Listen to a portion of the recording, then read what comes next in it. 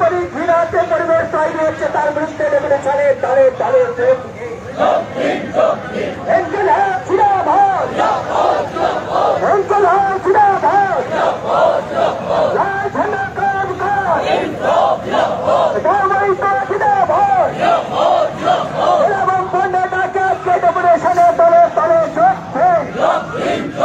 স্বচ্ছতার সঙ্গে নির্মল ভোটার তালিকার দাবিতে আসছে ডেপুটেশনে তালে তালে চলছে। নাম করে ভয়ভীত আতঙ্ক ছড়ানোর বিরুদ্ধে আসছে ডেপুটেশনে তালে তালে চলছে। নাম করে ভয়ভীত আতঙ্ক ছড়ানোর বিরুদ্ধে আসছে ডেপুটেশনে তালে তালে চলছে। ভোটার তালিকা সংশোধন করে সমস্ত মৃত ভুয়া ভোটারের নাম বাতিলের দাবিতে ডেপুটেশনে তালে তালে চলছে। একাধিক জন একই ব্যক্তি নাম থাকলে তা ভোটার তালিকা থেকে বাদ দেওয়ার দাবিতে আসছে ডেপুটেশনে তালে তালে চলছে।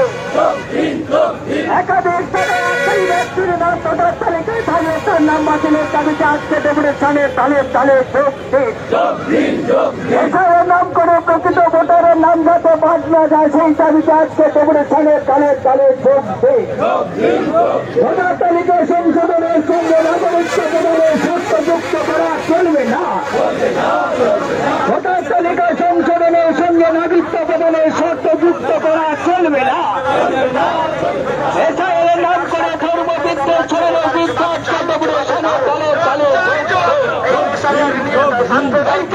রাজনীতির ফায়দা তুলতে চাইছো, কাজ করতে শুভেন্দু অধিকারী জবাব চাই, জবাব দাও।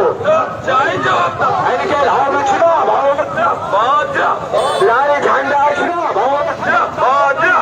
লাল ঝান্ডা লাল ঝান্ডা লাল ঝান্ডা করবু কার, লাল ঝান্ডা লাল ঝান্ডা লাল ঝান্ডা করবু কার।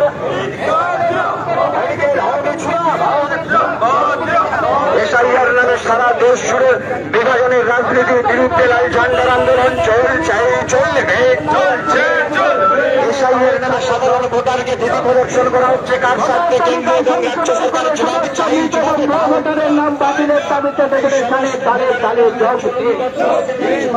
একাধিক স্থানে এখন ব্যক্তি ভোটার তালিকায় নাম যাতে না থাকে সেই দাবিতে আজকে ডেপুটেশনে তালে তালে চলছে।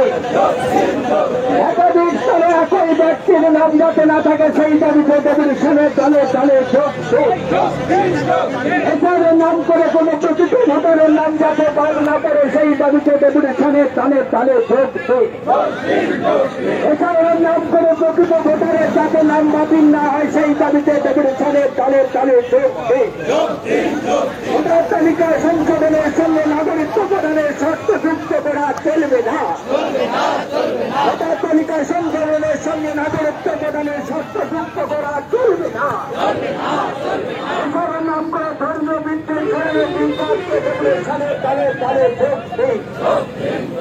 এছাড়া নাম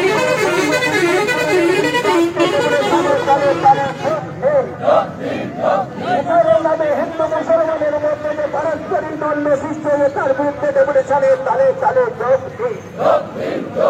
এছাড়া নাম করে হিন্দু মুসলমানের মধ্যে যে পারস্পরিক দ্বন্দ্ব সৃষ্টি করছে তার বিরুদ্ধে ডেপুটেশনে তালে তালে চলছে।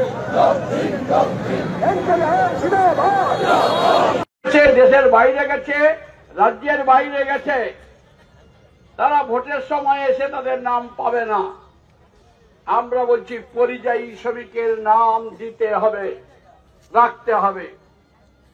আবার আমার দেশে বা আমাদের রাজ্যে, আমাদের জেলায় বেশ কিছু ভোটার আছে যারা অন্যত্র ছিলেন, তারা এসে বাড়ি ঘরদর করেছেন, বিশেষ করে গঞ্জ এলাকায়। বৈচিত্র্য যেমন আছে, বৈচিত্র্যের মধ্যেও ভিন্নতা আছে। কিন্তু শাসক গোষ্ঠী তার জেলা শাসকদের কি বলে যাচ্ছেন, নির্বাচন কমিশনারের এখন কোনো ক্ষমতা নেই, এসআইআর করতে পারবে না। এরা আমার রাজ্য সরকারের কর্মী, ভোটের ঘোষণা হলে তবে ওরা তখন নির্বাচন কমিশনের আওতায়, বারে বারে বলে যাচ্ছে। আবার ভোট চলে গেলে আবার রাজ্য সরকারের ফিরে আসবে, মানুষকে বিভ্রান্ত করছে। তাহলে ক্ষমতা থাকলে কেন এই পূর্ব মেদিনীপুর জেলায় 3 জন ম্যাজিস্ট্রেট পর্যায়ে শাস্তি হলো, সাসপেন্ড হয়ে আছে? কেস স্টার্ট করতে বলেছে নির্বাচন কমিশন। কেস না স্টার্ট করলে তাদের বিরুদ্ধে আইনগত ব্যবস্থা নেবে নির্বাচন কমিশন। মমতা ব্যানার্জি, তুমি বলছো যে ইলেকশন ডিক্লেয়ার না হলে আমার রাজ্য সরকারের কর্মচারী, তাহলে তুমি রক্ষা করতে পারলে না কেন? 3 জনকে সাসপেন্ড করতে হলো। চিফ সেক্রেটারিকে ডেকে পাঠালো দিল্লিতে, মাথা নত করে বলল আমরা গিয়ে ওকে সাসপেন্ড করে দিয়ে কমপ্লাই করে জানাচ্ছি। অতএব বিএলওরা তারা স্বচ্ছ এবং নির্ভীক পরিচ্ছন্ন ভোটার তালিকা তাদের তৈরি করার দায়িত্ব। তাদের দায়িত্ব মৃত ভোটারের নাম বাতিল করা। আমাদের বিএলএদের নাম আমরা এআরওর কাছে দিয়েছি। যখন বিএলও যাবে, বিএলএ কে ফোন করে ডাকবেন, না ডাকলে আমরা কিন্তু অভিযোগ ডিএম এর কাছে দেব না। আমি গতকাল মুখ্য নির্বাচন কমিশনার মনীষ জৈনের সঙ্গে কথা বলেছিলাম। মনীষ জৈন বললেন যে কালকে কেন বিমানবাবুরা আমার কাছে ডেপুটেশন দিতে এসছে, তাহলে আমি বলবো কি করে? উনি বলেন না আপনি জানেন। আমি বললাম সত্যি জানি না। না, আমাকে তো চলতে হচ্ছে দিল্লির কথায়। এ পাশে আমাদের চোরের রানী আমার বিরুদ্ধে বলে যাচ্ছে, আপনারাও বিরুদ্ধে বলছেন, আমি নাকি বিজেপির লোক হয়ে গেছি।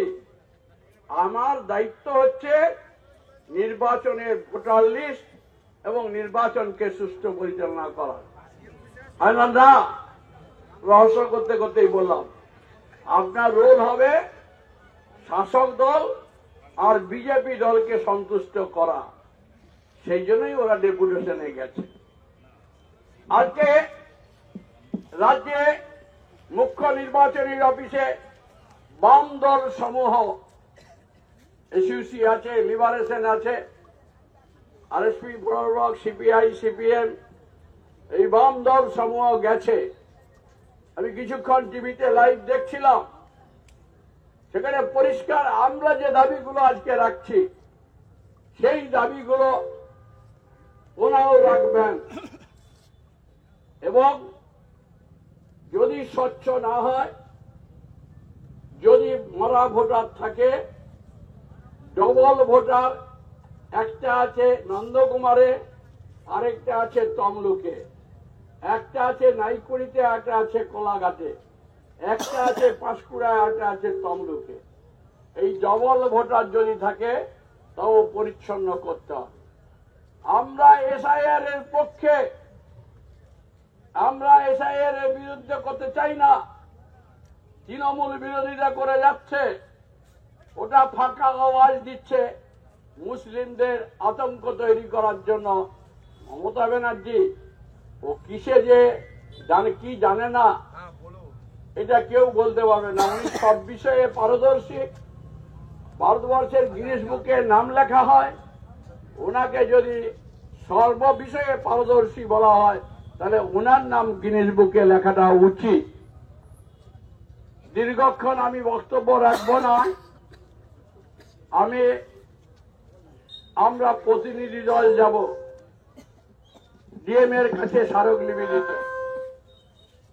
তাতে থাকবেন সিপিআই দলের জেলা সম্পাদক গৌতম পণ্ডা, আরএসপি দলের সর্বেশ্বর মাইতি, ফরওয়ার্ড ব্লকের দলের অশ্বিনা সিনহা,